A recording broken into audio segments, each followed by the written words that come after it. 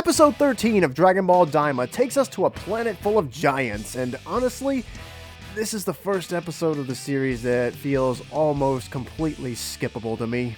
Yeah, this video is probably not going to be that long because not a lot happens here, except for in the very beginning of the episode we see that Dr. Arensu is very pleased that now she, technically because Glorio is working for her, she has all three of the Dragon Balls. All that's left for her now is for Glorio to get Goku and the rest of the gang into the first demon world so she can summon the dragon.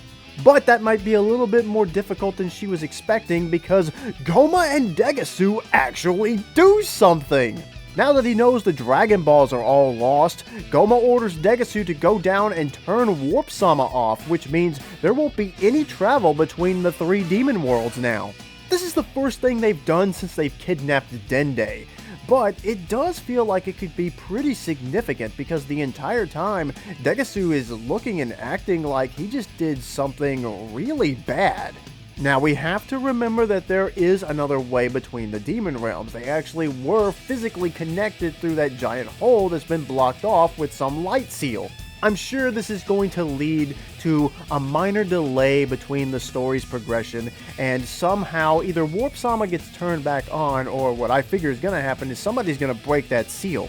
And that's where the important part of the episode ends, because the rest of the runtime is filled with what feels like filler comedy.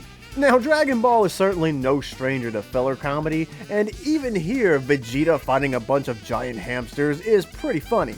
But this episode is pretty much just one big long joke about how everything on this planet is gigantic and how the main enemy that they fight against here is just a kid.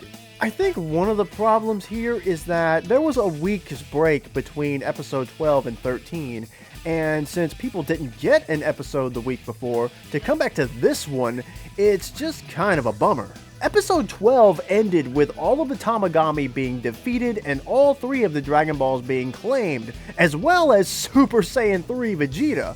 This episode has got the jokes. I think if the prior week's break hadn't have happened, then we all would have expected there to be a cooldown episode after so much had happened in the previous one. But coming back from a break with an episode that seems to not have much actual important stuff happening or any sort of real plot progression beyond the opening few minutes, it's just not that great.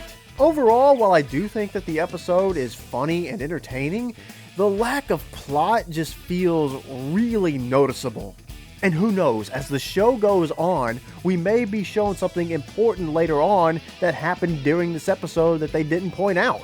But as things stand right now, if you cut out that early part of the episode where Degasu shuts down Warp Sama, then this feels exactly like the driving episode from DBZ. Except that episode is still the best filler episode of the entire series, hands down. The episode wraps up with Goku and the others flying off as some magical lights start to appear, and then the teaser for episode 14 titled Taboo shows us Goku seemingly losing a fight. They appear to be teasing some kind of new character that's going to be showing up in the next episode, and he looks to me to be part of the military police, but there's no way to be sure just yet. I am curious now what's going to happen, because if Goku and the others can't get to the first demon world, then they're going to have to find some way to get that last Dragon Ball from Arensu. Of course, they still don't know that they are technically working for Arensu, but with Warp Sama down, she's going to have to change plans again.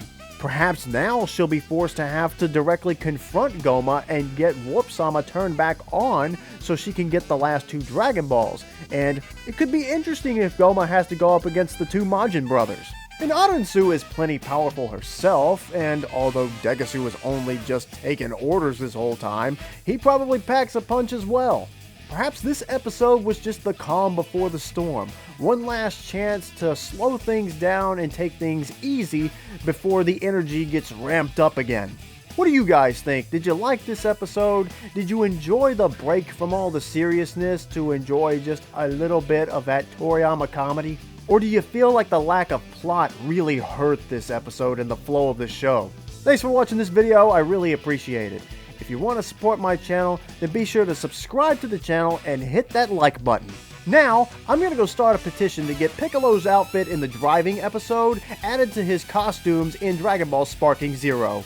Because if Goku and Vegeta get to have their casual outfits in Budokai, then Piccolo deserves to have his too.